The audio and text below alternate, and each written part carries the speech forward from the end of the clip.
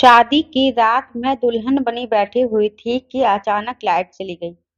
Light जाते ही मुझे अपनी माँ की बात याद आ गई, क्योंकि उन्होंने कहा था कि देखना, अपने आप को पसीना मत आने देना, वरना पसीना आते ही तेरा महंगा मेकअप उतर जाएगा और तेरा पति कमरे में आते ही तुझे देख के। यह सब सोचने के बाद मैं बहुत घबरा गई, क्योंकि मैं बहुत काली थी। नमन से मेरी मुलाकात स्नैपचैट पर हुई थी। हम दोनों रोज फोन पर चैट करते। फिर धीरे धीरे हम लोगों के फोन नंबर एक दूसरे से शेयर हुए और हमारी कॉल पर बातें शुरू हो गई। बात करते करते पता ही नहीं चला कि कब हम एक दूसरे को पसंद करने लगी। फिर एक दिन नमन ने मेरी तस्वीर मांगी थी। तस्वीर में काला गोरा तो समझ नहीं आता। मेरे नैन नक्श अच्छे थे, इसलिए मेरी तस्वीर बहुत अच्छी आती थी। मैंने उसे अपनी तस्वीर भेजी, तो उसने मुझे देखते ही पसंद कर लिया और कुछ ही दिनों में हमारी शादी हो गई। शादी की रात मैं दुल्हन बनी बेड पर बैठी हुई थी कि अचानक ही लाइट चली गई। मैं तो मन ही मन घबरा रही थी कि अगर मेरा मेकअप उतर गया तो नमन कहीं मुझे देखते ही छोड़ ना दे। इसलिए लाइट जाते ही घबराहट की वजह से मैं बाथरूम में चली गई कि लाइट आने के बाद मैं अपने आप को मेकअप को थोड़ा सुधार लूंगी। थोड़ी देर में ही मैं बाथरूम से निकली और जब मेरी नज़र अपने पति पर पड़ी तो मेरी जान ही निकल गई, क्योंकि वहाँ एक तो एक मेरा नाम अनामिका है। मैं दिखने में एकदम काली थी, इसलिए मेरे लिए जो भी रिश्ता आता मेरे काले रंग को देखकर नापसंद कर देता। इस बात को लेकर मैं और मेरे घर वाले बहुत परेशान रहते थे कि आखिर मेरी शादी होगी भी कि नहीं। मैं अपनी बहनों में सबसे सांवली थी। हम दो ही बहनें थीं। एक मुझसे छोटी थी, उसकी शादी हो गई थी। मेरी सांवली शक्ल सूरत की वजह से कोई भी लड़का मुझे पसंद नहीं करता था। लड़के वाले मुझे देखने आते तो मुंह पर ही देखते ही मुझे मना कर देते। अगर मेरी सांवली सूरत को ना देखा जाए तो मैं हर चीज में आगे थी। खाना बना लेती थी, सिलाई कढ़ाई भी आती थी और पढ़ने में भी ठीक थी। पर हमारे समाज में मुझ जैसी लड़कियों की हर खूबी उनकी सांवली रंगत में छुप जाती है। मेरे लिए आने वाले हर रिश्ते मेरे मुंह पर ही कह देते कि ये लड़की तो बहुत सांवली है। अगर अपनी छोटी बेटी का रिश्ता करना चाहते हैं तो बता दीजिए। वह लोग ये नहीं सोचते कि इस छोटी सी बातों से मेरे ऊपर क्या गुजरता होगा। लड़के वालों के जाते ही मैं खूब रोती। माँ मुझे बहुत समझाती। धीरे धीरे करके वक्त गुजरता जा रहा था और मेरी उम्र भी निकलती जा रही थी। कुछ दिन बाद मेरे से छोटी बहन की शादी हो गई। मैंने और मेरे घर वालों ने तो मेरी शादी की उम्मीद ही छोड़ दी थी। पर कुछ दिन बाद उम्मीद की किरण तब नजर आई जब मैंने स्नैपचैट लॉगिन किया। स्नैपचैट पर ही मेरी मुलाकात नमन से हुई थी। नमन दिखने में काफी खूबसूरत था। मैंने स्नैपचैट पर उनकी तस्वीर देखी थी, पर उसमें मेरे नाम के सिवा और कुछ नहीं था। मैंने अपनी एक भी पिक्चर वीडियो अपलोड नहीं की थी। जब मैंने नमन को फ्रेंड रिक्वेस्ट भेजी तो उन्होंने एक्सेप्ट कर ली। उसके बाद हम दोनों की चैटिंग से बातें होने लगी, तो बातों ही बातों में उन्होंने मुझसे मेरी तस्वीर मांगी। पहले तो मैं तस्वीर भेजने में हिचकिचाई, पर जब नमन ने ज्यादा जिद की, तो मैंने मोबाइल की मदद से अपनी तस्वीर को फिल्टर कर भेज दी। मेरे नैन नक्श तो बहुत सुंदर थे, बस कलर ही काला था और फिल्टर करने के बाद मेरी तस्वीर बहुत खूबसूरत आई थी। मेरी तस्वीर देखते ही नमन मेरी बहुत तारीफ करने लगे। काफ़ी दिनों तक हमारी चैटिंग से बातें हुई। उसके बाद नमन ने मुझे प्रपोज़ कर दिया। मैं तो यही चाहती थी। जब यह बात मैंने अपनी माँ को बताई और नमन के बारे में सब कुछ बताया कि नमन एक गवर्नमेंट सर्वेंट है और मुझे पसंद करते हैं, तो माँ भी बहुत खुश हुई। उन्होंने फ़ोन पर नमन के घर का एड्रेस लिया। पता पाने के बाद माँ और पापा नमन को देखने नमन के घर गए। मैं बहुत खुश थी, पर ना जाने क्यों माँ जब से आई थी तो बहुत उदास थी। मैंने जब माँ से पूछा, माँ क्या हुआ, उन लोगों ने क्या कहा, तो दबे शब्दों में माँ ने कहा, कुछ नहीं, वह लोग तैयार हैं, पर शादी सादगी से करना चाहते हैं। यह बात सुनकर मेरे मन में कुछ खटका, क्योंकि नमन घर के इकलौते बेटे थे और वह भी शादी सादगी से करना चाहते थे। यह क्या बात हुई, पर कुछ भी नहीं। मेरी शादी इतनी मुश्किल से और इतने दिन के बाद हो रही थी। हम लोगों ने लड़के वालों की हर बात मान ली और कुछ ही दिनों में मेरी और नमन की शादी हो गई। शादी होने से पहले मैंने माँ से एक बात कही थी कि माँ, अगर वह लोग अपनी इतनी शर्तें मनवाना चाहते हैं, तो हमारी तरफ से भी उन्हें एक शर्त बता दो कि हमारे घर में लड़कियों की शादी पर्दे में होती है। पर्दे में शादी होने से बिना किसी किचकिच के मेरी शादी भी हो जाएगी और किसी को पता भी नहीं चलेगा कि मैं इतनी बदसूरत हूँ।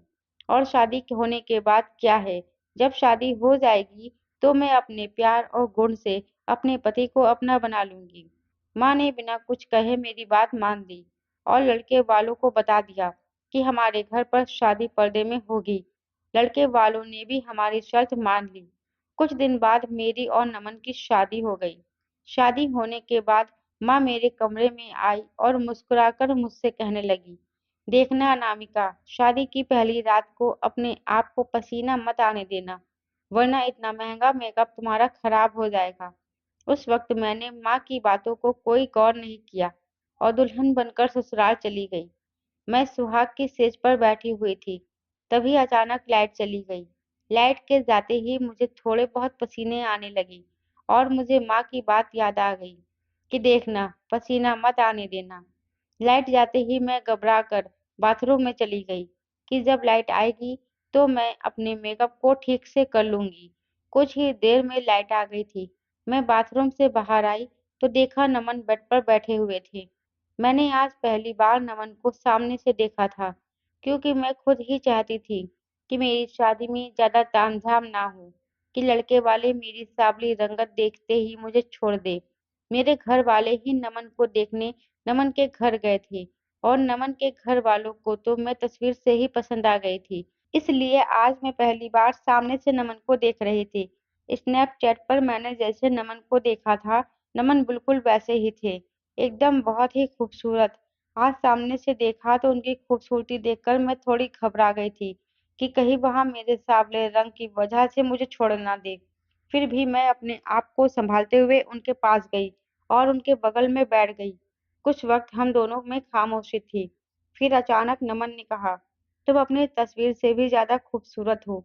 यही कहते हुए नमन ने मुझे मुंह दिखाई की अंगूठी पहनाई। मैंने पहली बार किसी के मुंह से अपनी तारीफ सुनी थी और वह भी आज मेरा पति मेरी तारीफ कर रहा था। मैं बहुत खुश थी, बस थोड़ी सी डरी हुई थी कि कहीं मेरा मेकअप धुलने के बाद नमन की मोहब्बत कम ना हो जाए। अभी मैं बैठी ये सब सोच ही रही थी कि तभी नमन ने कुछ ऐसा कहा कि मेरे होश उड़ गए। उन्होंने कहा, तुम हाथ मुंह धोकर हल्के कपड़े पहन लो, यह भारी मेकअप कपड़ों से तुम परेशान हो रही होगी। नमन की इस बातों ने मेरे दिमाग में खलबली मचाकर रख दी थी कि अब क्या होगा। मैं बहुत घबराई हुई थी, पर नमन बार बार यही बोल रहे थे कि जाओ अपने कपड़े चेंज कर लो।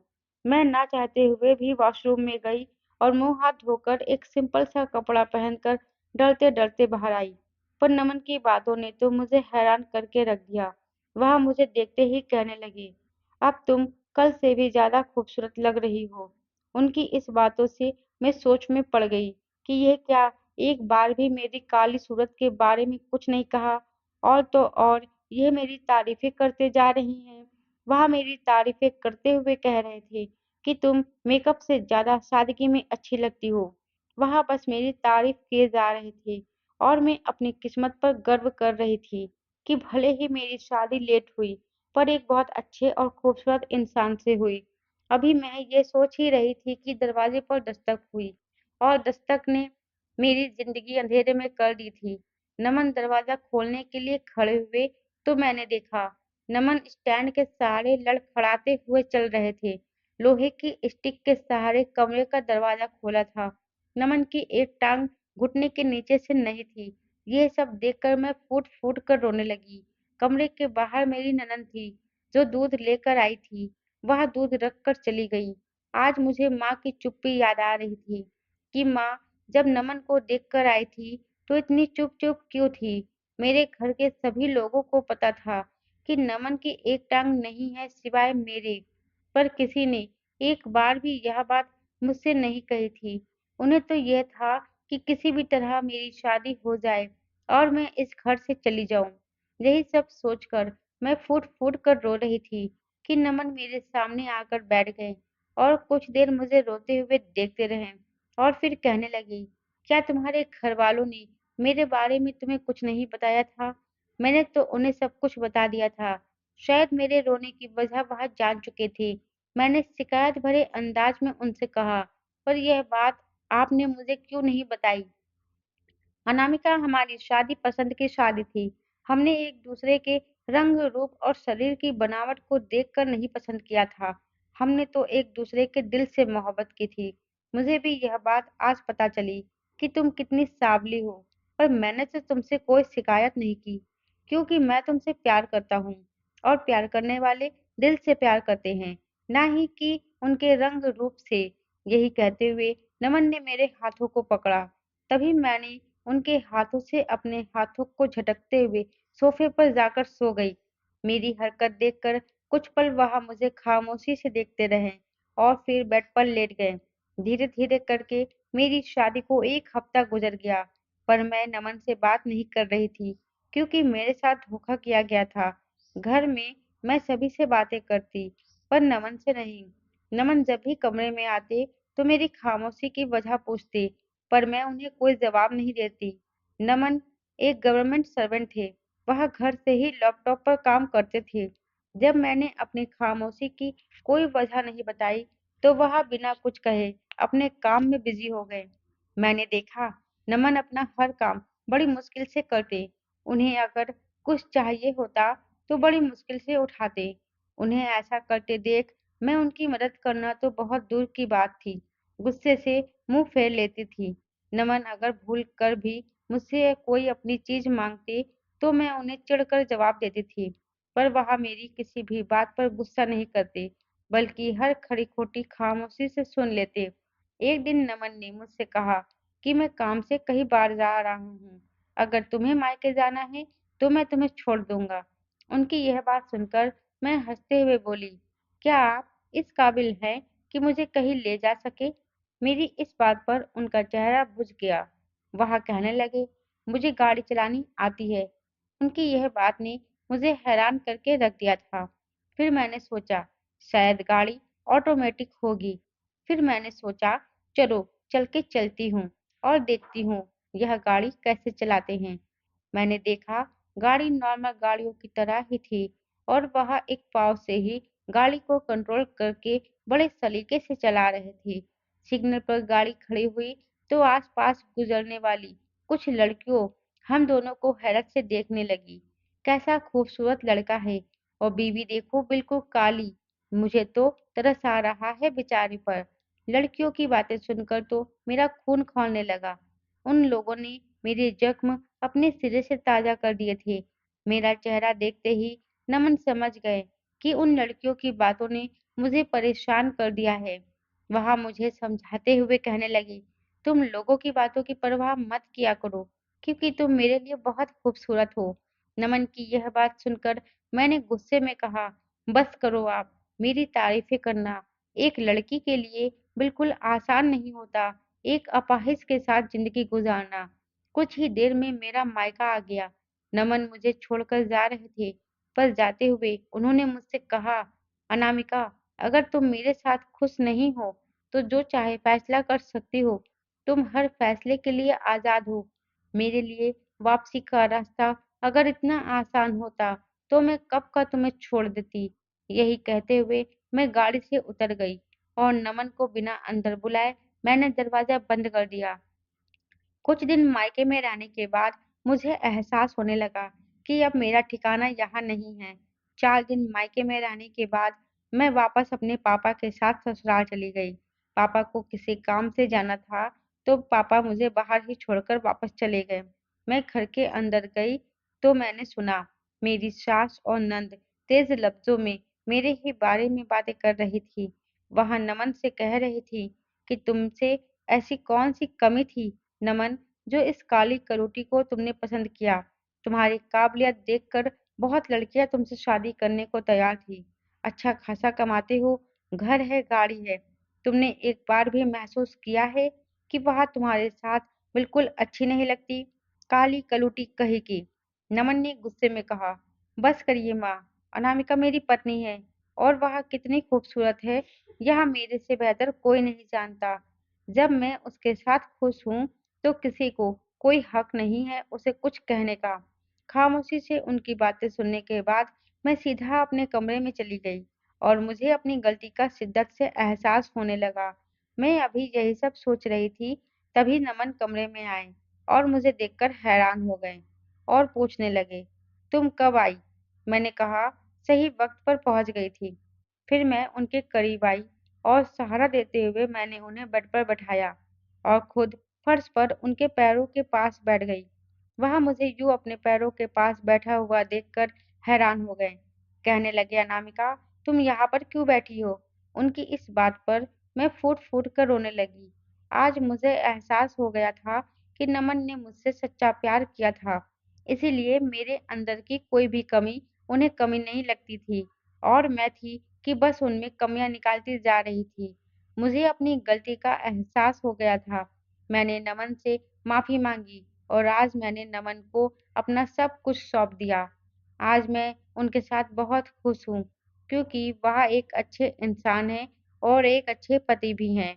और सबसे बड़ी बात तो यह है कि वह मुझसे बहुत प्यार करते हैं। दोस्तों, कभी भी किसी को उसकी शक्ल, सूरत से नहीं तौलना चाहिए, क्योंकि प्यार तो दिल से होता है। शारीरिक बनावट तो एक दिन बदल ही जाती है। अगर हमने किसी से दिल से प्यार किया है, तो उसकी शारीरिक बनावट चाहे जैसी भी हो, हमें अपने दिल से उसका प्यार कम नहीं करना चाहिए।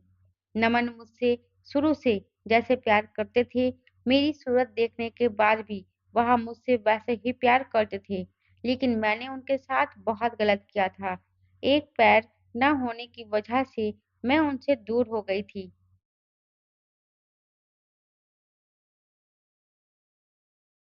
मुझे लगा था कि नमन मुझे धोखा दे रहे हैं, लेकिन कहीं न कहीं मैं ये बात भूल गई थी कि मैं भी तो उनको धोखा ही दे रही थी, मेकअप के नीचे अपनी काली सूरत को छुपाकर। खैर दोस्तों, समय रहते मैंने अपने आप को बदल लिया और मैं अपने पति की हो गई, क्योंकि मुझे समझ आ गया था कि नमन के घर और नमन की ज़िंदगी में ही मेरा गुज़ारा है।